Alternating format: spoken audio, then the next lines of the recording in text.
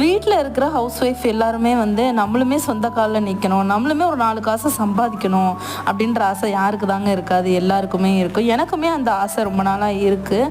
அப்போ தான் நம்ம ஹஸ்பண்டுக்கும் நம்ம ஹெல்ப் பண்ண மாதிரி இருக்கும், அவங்களுக்கும் வந்து ஒரு மோட்டிவேஷனாக இருக்கும். அப்படின்றதுனால குழந்தைங்க அப்படின்னு வரும்பொழுது அவங்கள பார்த்துக்கணும் ஃபஸ்ட்டு, அதுக்கப்புறம் தான் எல்லாம் அப்படின்ற அந்த யோசனை எப்பொழுதுமே இருக்கும். எனக்குமே அந்த மாதிரி தான். கூடிய சீக்கிரம் நம்மளுமே வந்து அதுக்கான வழிகள் என்ன அப்படின்றத யோசிக்கலான் இருக்கேன்.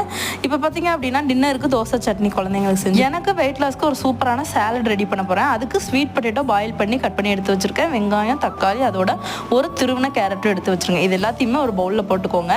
சோயா சங்ஸை வெந்நீரில் போட்டு நல்லா பிழிஞ்சு எடுத்து வச்சுக்கிட்டு ஒரு தோசைக்கல்ல எண்ணெய் விட்டு மிளகாத்தூள், மஞ்சள்தூள், கரம் மசாலா இதெல்லாம் போட்டுட்டு சோயா சங்ஸையும் நல்லா பெரட்டி வச்சுக்கோங்க.